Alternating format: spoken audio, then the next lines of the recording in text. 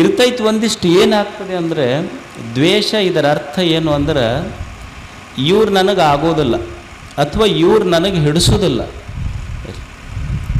ದ್ವೇಷ ಅಂದ್ರೆ ಇವ್ರು ನನಗೆ ಹಿಡಿಸೋದಿಲ್ಲ.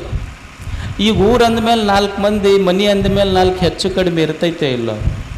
ಇವ್ರು ನನಗೆ ಹಿಡಿಸೋದಿಲ್ಲ ಅಂದ್ರೆ ಹಿಡಿಸ್ಲಾರ್ದವ್ರು ಊರಾಗ ಇರಬಾರ್ದಂದ್ರೆ ಹೆಂಗೆ? ಈಗ ನನಗೆ ಸುಖ ಅನ್ನಿಸ್ತಕ್ಕಿ, ಆದರೆ ಸಾಲಿ ಕಲ್ತಿದ್ದಿಲ್ಲ ಯಮ್ಮ.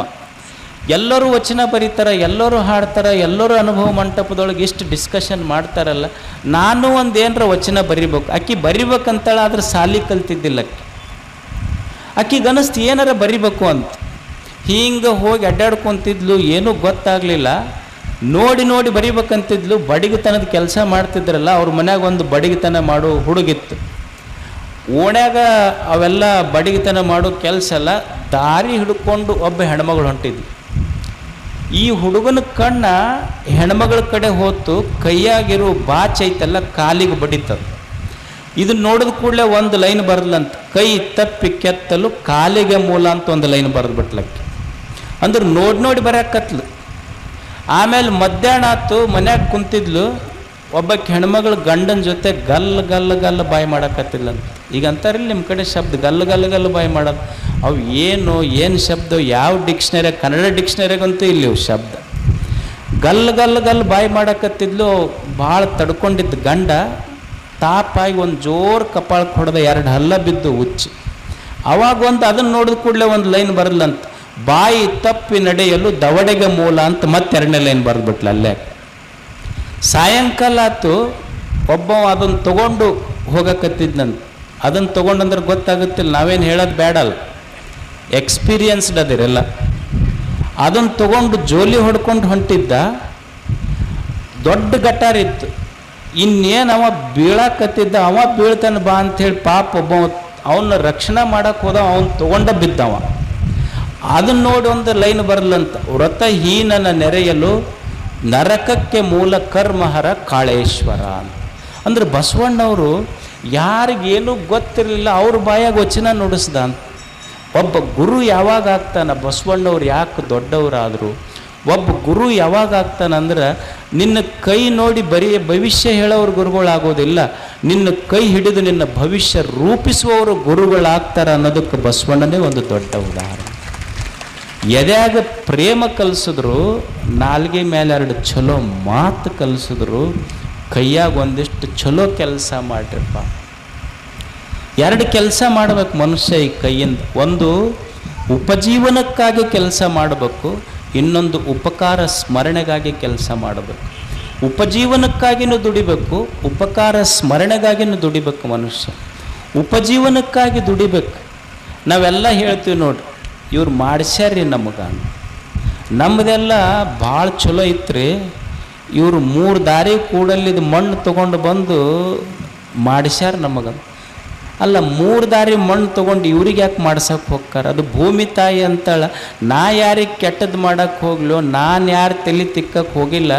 ಸುಮ್ಮನೆ ನನ್ನ ಉಡ್ಯಾದಾಗ 4 ಕಾಳು ತಂದ್ರೆ 4 ತಿಂಗಳದಾಗ 4 ಕ್ವಿಂಟಲ್ಲ ತುಂಬುತ್ತೀನಿ. ನಾ ಯಾರಿಗೆ ಕೆಟ್ಟದ್ದು ಮಾಡೋಕ್ಕೆ ಹೋಗೋದಿಲ್ಲ ಅಂತ ಭೂಮಿ ತಾಯಿ ಅಂತ.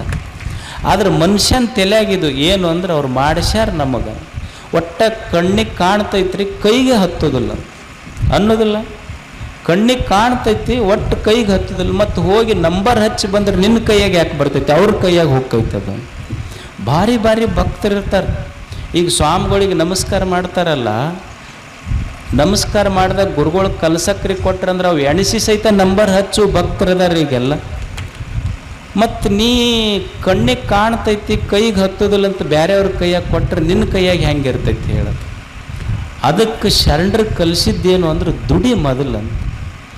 ದುಡಿಬೇಕಂತ.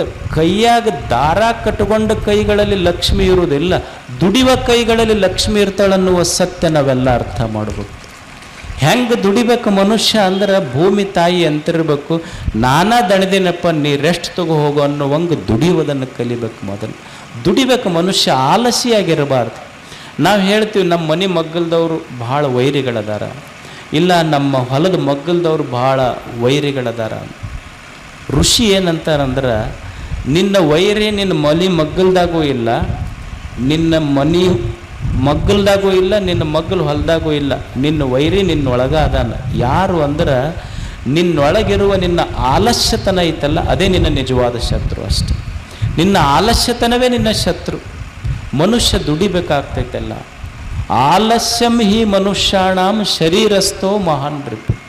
ಮನುಷ್ಯನ ದೊಡ್ಡ ವೈರಿ ಅಂದ್ರೆ ಅವನ ಆಲಸ್ಯತನ.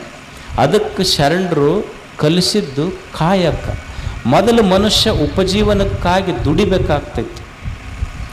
ನೀನು ಇದ್ದಾಗ ದುಡಿದೇ ಇದ್ರೆ, ಇದ್ದಾಗ ದುಡಿಯುವುದನ್ನು ಕಲಿಯದೇ ಇದ್ರೆ ಹೆತ್ತವರಿಗಲ್ಲ, ನಾಳೆ ಸತ್ತಾಗ ಹೊತ್ತವರಿಗೂ ಈ ಮನುಷ್ಯ ಭಾರ ಆಗುತ್ತಾನೆ. ಅದಕ್ಕೆ ದುಡಿದು ಋಣ ಮುಟ್ಟಿಸ್ಬೇಕಾಗ್ತೈತೆ ಭೂಮಿ.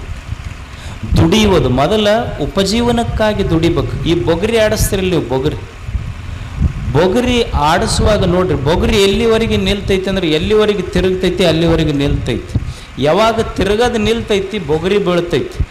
ತಿರುಗುವ ಬೊಗರಿ ನಿಲ್ತೈತಿ, ತಿರುಗದು ನಿಂತಾಗ ಹೆಂಗೆ ಬೊಗರಿ ಬೀಳ್ತೈತೋ ದುಡಿಯುವ ಮನುಷ್ಯ ಚಲೋ ಇರ್ತಾನೆ. ಯಾವಾಗ ದುಡಿಯುವುದು ನಿಲ್ಲಿಸ್ತಾನಲ್ಲ ಅವನು ಸಹಿತ ಕೆಳಗೆ ಬೀಳ್ತಾನೆ. ಮನುಷ್ಯ ದುಡಿಯುವುದನ್ನು ಕಲಿಬೇಕು. ಎರಡಕ್ಕೆ, ಒಂದು ಉಪಜೀವನಕ್ಕಾಗಿ ದುಡಿಬೇಕು, ಇನ್ನೊಂದು ಉಪಕಾರ ಸ್ಮರಣೆಗಾಗಿ ದುಡಿಬೇಕು. ಮನುಷ್ಯ ನನ್ನ ಸಲುವಾಗಿ ಅಲ್ಲ, ನನ್ನನ್ನು ಈ ಜಗತ್ತಿಗೆ ಕರ್ಕೊಂಡು ಬಂದು ಎಷ್ಟು ವಿಷಯ ವಸ್ತುಗಳದಾವಲ್ಲ. ಯಾಕೆ ಮನುಷ್ಯ ಉಪಕಾರ ಮಾಡ್ಬೇಕ್ರಿ? ನಮ್ಮ ಮನೆ ಹೊಲ ನಾವು ಚಂದ ಅದೀವಲ್ಲ, ಇನ್ನೊಬ್ಬರಿಗೆ ಉಪಕಾರ ಮಾಡ್ಯಾರ ಏನು ಮಾಡೋದು ನಾವು ಅಂತ ಅನಿಸ್ತಿರ್ತೈತೆ ನಮಗೆ. ಯಾಕೆ ಉಪಕಾರ ಮಾಡಬೇಕು ಅಂದ್ರೆ ದೇವರು ಈ ನಮ್ಮ ಭೂಮಿಗೆ ಕರ್ಕೊಂಡ್ಬಂದಾನಲ್ಲ, ಬರುವಾಗ ನಾವು ಯಾರೂ ಏನೂ ತಂದಿಲ್ಲ, ಪುಕ್ಕಟೆಯಾಗಿ ಬಂದೀವಿ. ಈಗ ನೀವು ಒಂದು ಸಾಲ ತೊಗೊತೀರಿ ಬ್ಯಾಂಕಿನೊಳಗೆ ಸಾಲ ತೊಗೋಬೇಕಾದ್ರೆ ಹೋದ ಕೂಡಲೇ ಕೊಟ್ಟು ಬಿಡ್ತಾರೆ ನಿಮಗೆ ಎಷ್ಟು ಲಕ್ಷ ಅಷ್ಟು ಲಕ್ಷ. ನೀವು ಬ್ಯಾಂಕಿನೊಳಗೆ ಸಾಲ ತೊಗೋಬೇಕಂದ್ರೆ ಒಂದು ಸೆಕ್ಯೂರಿಟಿ ಇರಬೇಕು, ಮತ್ತೊಬ್ಬರಿಗೆ ಶ್ಯೂರಿಟಿ ಕರ್ಕೊಂಡು ಹೋಗ್ಬೇಕು.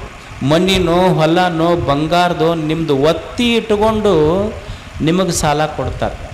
ಸುಮ್ಮನೆ ವಿಚಾರ ಮಾಡಿರಿ, ನೀವು ಒಂದಿಷ್ಟು 1 ಲಕ್ಷ 2 ಲಕ್ಷ ರೂಪಾಯಿ ಬ್ಯಾಂಕ್ನಾಗ ಸಾಲ ತೊಗೋಬೇಕಂದ್ರೆ ಏನಾದರೂ ಡೆಪಾಸಿಟ್ ಇಟ್ಕೊಂಡು ಕೊಡ್ತಾರೆ. ಭಗವಂತ ದೇವರು ಇಷ್ಟು 100 ವರ್ಷಗಳ ಈ ಜೀವನ ನಮಗೆ ಕೊಟ್ಟನಲ್ಲ, ವಿದೌಟ್ ಡೆಪಾಸಿಟ್ ಕೊಟ್ಟನ. ಅದನ್ನು ಅವನ ಬಗ್ಗೆ ನಾವು ಗೌರವ ಇರಬೇಕಲ್ಲ. ಏನಾದರೂ ಡೆಪಾಸಿಟ್ ಇಟ್ಕೊಂಡ ನಮ್ಮ ಕಡೆಯಿಂದ ಏನೂ ಇಲ್ಲ, ಎದ್ರ ಮೇಲೆ ಕೊಟ್ಟಾನಂದ್ರೆ ಒಂದು ಭರವಸೆಯಿಂದ ಕೊಟ್ಟಾನ, ನೀನು ಚಲೋ ಬದುಕು ಬರ್ತಿ ಅಂತೇಳಿ. ಅಂಥ ಒಂದು ಚಲೋ ಬದುಕಬೇಕಲ್ಲ ಮನುಷ್ಯ. ನೀವು ಹೋಟೆಲ್ದಾಗ ಉಣ್ಣಕ್ಕೆ ಹೋಗ್ರಿ, ನೀವು ಒಂದು ಊಟಕ್ಕೆ 100 ರೂಪಾಯಿ ತೊಗೊತಾರೋ. ಭೂಮಿ ತಾಯಿ ಇಷ್ಟು ವರ್ಷ ಬೆಳೆದಾಳಲ್ಲ, ಏನರ ಕೊಡ್ರಿ ಅಂತ ಕೇಳಾಳೆ ನಮಗೆ. ನೀವೊಂದು ನೀರಿನ ಬಾಟ್ಲಿ ತೊಗೊಳ್ರಿ, 100 ರೂಪಾಯಿ ತೊಗೊತಾರ ಅವ್ರು ಒಂದು ನೀರಿನ ಬಾಟ್ಲಿಗೆ. ಇಷ್ಟು ಕೃಷ್ಣ ಇಷ್ಟು ಹರಿದು ನಮ್ಮ ಹೊಲ ತುಂಬೇಳಲ್ಲ, ಏನರ ಇಷ್ಟು ಕೊಡ್ರಿ ನೀವು ನೀರು ಬಳಸಿರಂತ ಏನಾರ ಕೇಳಾಳೆ ಕೃಷ್ಣ? ಏನೂ ಕೇಳಿಲ್ಲ. ಇಷ್ಟು ವರ್ಷ ನೀವು ಕರೆಂಟ್ ಬಳಸ್ತೀರಿ, KPTCLನವ್ರು 1 ತಿಂಗಳಾತಂದ್ರೆ ಬಿಲ್ ಹಚ್ಕೊಂಡು ಬರ್ತಾರೆ ನಿಮಗೆ ಇಷ್ಟು ಕೊಡ್ಬೇಕಂತೇಳಿ. ಸೂರ್ಯ ಚಂದ್ರರಂಥ ಆರದ ದೀಪಗಳನ್ನು ದೇವರು ತೇಲಿ ಬಿಟ್ಟಾನಲ್ಲ, ಏನಾದರೂ ಕೇಳ ನನ್ನ ಬಿಲ್ ಕೊಡ್ರಿ ಅಂತ ಸೂರ್ಯ ಕೇಳ್ಯಾನೋ ಚಂದ್ರ ಕೇಳ್ಯಾನೋ? ಯಾರು ಕೇಳ್ಯಾರ? ಯಾರೂ ಕೇಳಿಲ್ಲ. ಮತ್ತು ಅವೆಲ್ಲ ಪುಕ್ಕಟೆಯಾಗಿ ಕೊಟ್ಟಾನ. ನಿಮ್ಮ ಸೈಕಲ್, ಒಂದು ಗಾಡಿ ಮೋಟರ್ ಸೈಕಲ್ ತೊಗೊಂಡು ಹೋಗ್ತೀರಿ, ಸುಮ್ಮನೆ ಒಂದು ಮುಳ್ಳು ಚುಸ್ತಂದ್ರೆ ಗಾಡಿ ಪಂಚರ್ ಆಗುತ್ತೆ. ಇಲ್ಲಿ ಪಂಚರ್ ತಿದ್ದವನಿಗೆ 10 ರೂಪಾಯಿ ಕೊಟ್ಟು ಬರ್ತೀರಿ. ಇಲ್ಲಿ ನಿಮ್ಮ ಗಾಡಿ ಪಂಚರ್ ಆದ್ರೆ ಪಂಚರ್ ತಿದ್ದವನಿಗೆ 10 ರೂಪಾಯಿ ಕೊಟ್ಟು ಬರ್ತೀರಿ.